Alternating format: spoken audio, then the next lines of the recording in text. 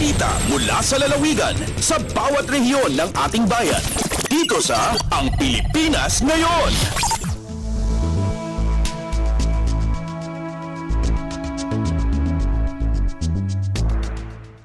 Narito na ang bugson ng ating mga regional news. Dumako muna tayo sa rehiyon ng Luzon. Imahe ng Poong Nazareno sa lungsod ng Lawag, nakahanda na sa isa sa gawang prosesyon. Ang kabuang ulat, ihahatid sa atin ni Jude Pitpitan mula sa Lawag. Nakasaganan ti imahe ti Poong Jesus Nazareno dito siyudad ti Lawag. Iti may suwat na posisyon into numalon kas panag-celebrar ti kapista na dahitoy.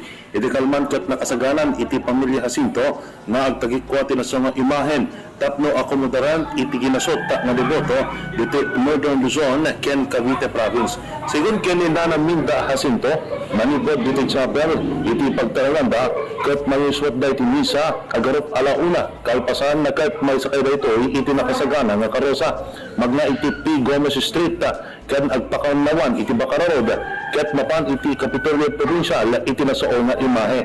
Kalpasan na ito'y kat mapan iti Lawag City Hall kat na agsubli iti chapel iti nasao nga imahen. Maray iti dito yung naman nga sinigurado iti PNP Lawag na agi-deploy dati personnel iti nasao nga parada kat na masigurado nga napintas ken awan taberya ti paglahan iti Nazareno. Manipod iti siyudad Tilawag, Jude Pitpitan para iti Radyo Pilipinas World Service. Balita mula sa lalawigan sa bawat rehiyon ng ating bayan. Dito sa Ang Pilipinas Ngayon.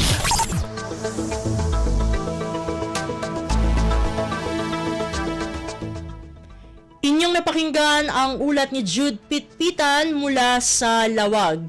Puntahan naman natin ang Agoo. Lingkod Pag-ibig on Wheels, idaraos ng Pag-ibig Fund sa lahat ng bayan sa lalawigan ng La Union ngayong Enero. Narito si Glenda Sarak para sa balita.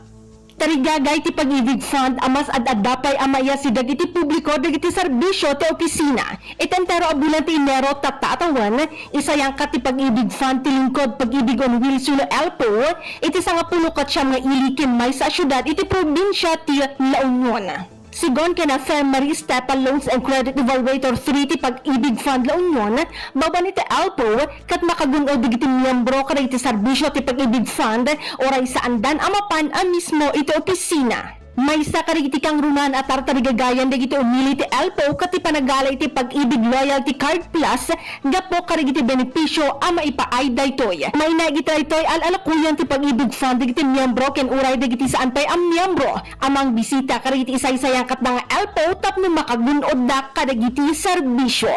Manipod Agoo La Union, Glenda Bakunan Sarak para iti Radyo Pilipinas World Service. Balita mula sa lalawigan sa bawat rehiyon ng ating bayan. Dito sa Ang Pilipinas Ngayon.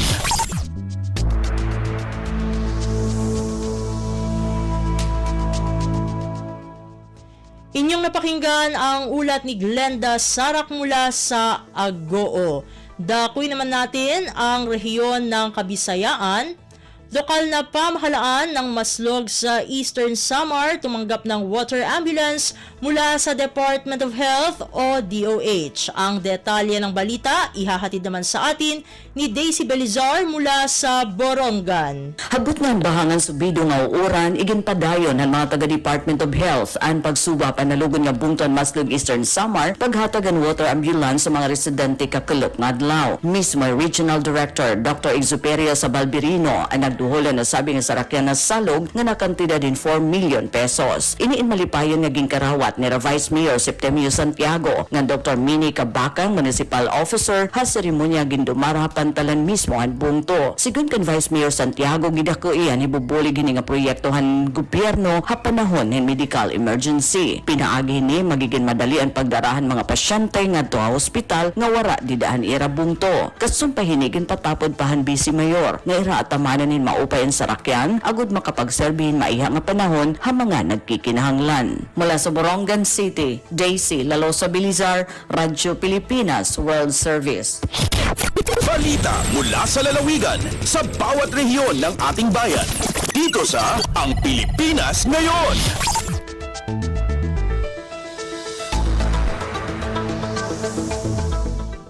Inyong napakinggan ang ulat ni Daisy Belizar mula sa Borongan. Dumako naman tayo sa Sogod. Training sa paggawa ng tote bag itinuro ng Department of Trade and Industry o DTI sa mga grupo ng kababaihan sa Southern Leyte. Ang kabuang ulat ihahatid naman sa atin ni Dalia Orit.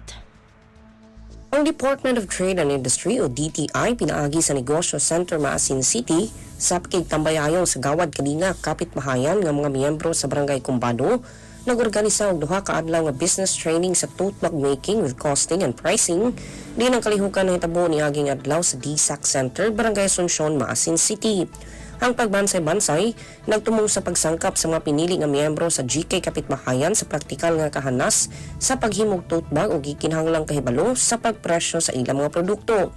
Sa unang adlaw gipangunahan ni Mrs. Margie Tokmo ang mga partisipante sa usa ka hands-on workshop sa paghimo og tote bag gamit ang mga sako sa harina. Sa ikalawang adlaw si Mrs. Giselle Arcibal, Negosyo Center Business Counselor sa Padre Burgos, mipaambit sa mga sugkaran sa paggasto ug pagpresyo. Pinaagi sa pagkat-on sa praktikal nga mga teknik ug stratehiya sa panalapi ang mga partisipante. Mas nasangkapan na karon na paghimo og mga produkto nga mabaligya, makatabang sa pagpalambo sa ilang panginabuhian ug pagsuporta sa ilang mga pamilya. Balita gikan sa Sogod, Southern Leyte, kini si Dalia Orit para sa Radyo Pilipinas World Service. Balita mula sa lalawigan sa bawat rehiyon ng ating bayan. Dito sa Ang Pilipinas Ngayon.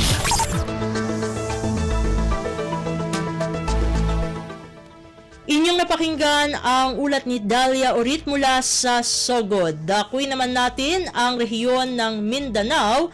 Department of Agriculture o DA tinawag ang local agri-sector bilang economic driver sa 2025. Ang detalye ng balita ihahatid naman sa atin ni Romy Kapinpuyan mula sa Cagayan de Oro. Padayon nga committed ang Department of Agriculture Regional Field Office 10 alang sa pagsuporta sa lain-lain nga programa o proyekto sa sektor sa agrikultura dinhi sa rehiyon. Kini ang gibutyag ni DA10 Regional Executive Director Jose Apollo Pacamalan atol sa programang Usapang Agrikultura sa Radyo Pilipinas, Radyo Publiko, Cagayan de Oro. Sumala pa ni Pacamalan nga usa kini sa Policy Trust ni Presidente Marcos Jr. ug ingon man ni Agriculture Secretary Francisco Chu Laurel Jr. alang sa food security and sufficiency.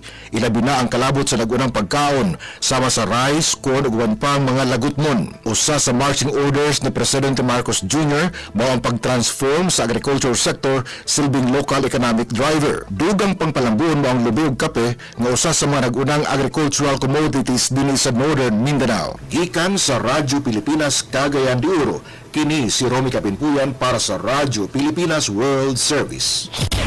Balita mula sa lalawigan sa bawat rehiyon ng ating bayan. Dito sa Ang Pilipinas Ngayon.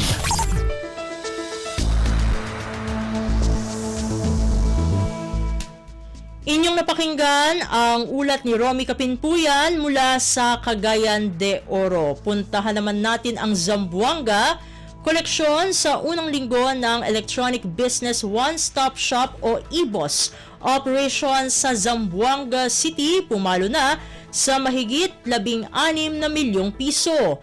Narito si Shirley Espino para sa balita.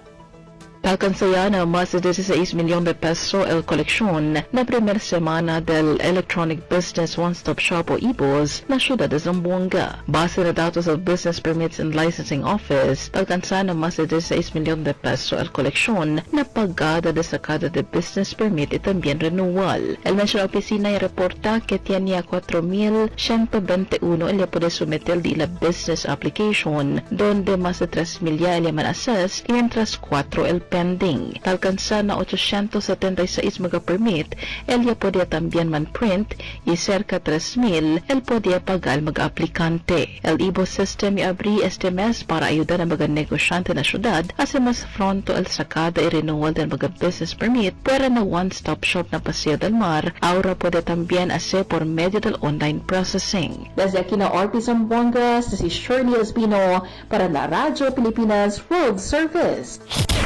Balita mula sa lalawigan sa bawat rehiyon ng ating bayan. Dito sa Ang Pilipinas Ngayon.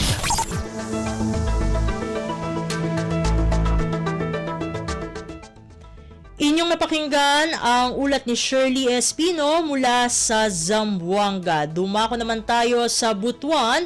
Mga paaralan sa Caraga Region nilagdaan ang deklarasyon ng suporta para sa programang pangkultura at sining sa naturang rehiyon. Ang detalye ng balita, ihahatid naman sa atin ni Dayanara Sumapad.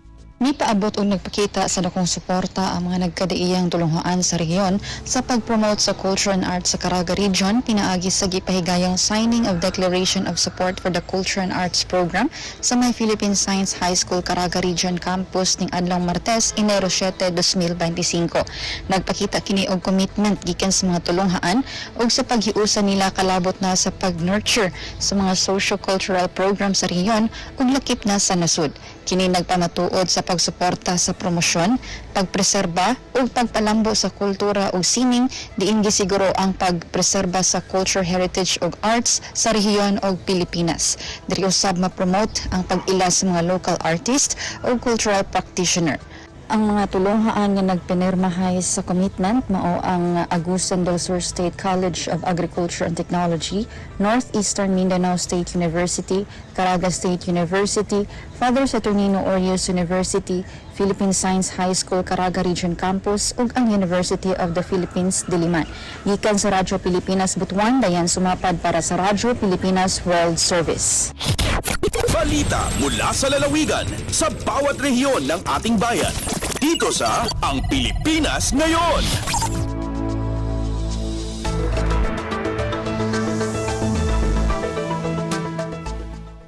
Inyong napakinggan ang ulat ni Dayanara Sumapad mula sa Butuan. Puntahan naman natin ang Iligan. Halos 5 milyong pisong halaga ng ipinuslit na sigarilyo na sapat sa Pantar, Lanao del Norte. 2 arestado. Ang kabuang ulat, ihahatid naman sa atin ni Sheriff Timhar Habib Majid. Malampusong napugnan sa Pantar Municipal Police Station ang pagsulay sa pag-smuggle og sigarilyo nga gibanaban nga adulan 5 million pesos sa lungsod sa Pantar, Lanao del Norte nitong Miyerkules, Enero 8. Kini tungod sa gihimong anti-smuggling operation sa Regional Border Control Point sa Mao lungsod. Lakip sa nasakmit mao usa ka van nga adunay sulod nga 120 ka lain-laing klase sa master cases sa sigarilyo ug giturn over na kini sa Bureau of Customs sa Iligan City. Matud ni Lanao del Norte Police Provincial Office Director Police Colonel Roy Magsalay, pamatud kini sa dayong pagbantay sa kapulisan, batok sa illegal trade sa mga smuggled nga sigarilyo sa probinsya. Dugang pa niya, padayon ang saad sa mga kapulisan sa pagpatigbabaw sa balaod ug manalipod sa kaimsog sa katawhan ug kita sa gobyerno. Kalabot nini duha ka mga suspect ang giilang nga 50 ug 30 anyos nga lalaki nga residente sa Mable, Malabang, Lanao del Sur. Sa report sa kapulisan, walay graphical health warning stamp nga nakita sa mga sigarilyo. Busa na sikop ang mga suspect tungod sa paglapas sa Republic Act 8424 o ang Tax Reform Act of 1997 ug Republic Act 10643 Graphic Health Warning Law. Gikan sa Radyo Pilipinas Iligan, kini Sheriff Timhar alang sa Radyo Pilipinas World Service.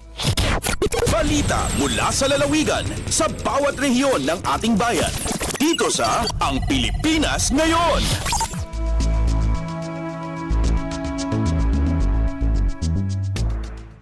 At inyong napakinggan ang ulat ni Sheriff Timhar Habib Majid mula sa Iligan. Dito na nagtatapos ang ating regional news.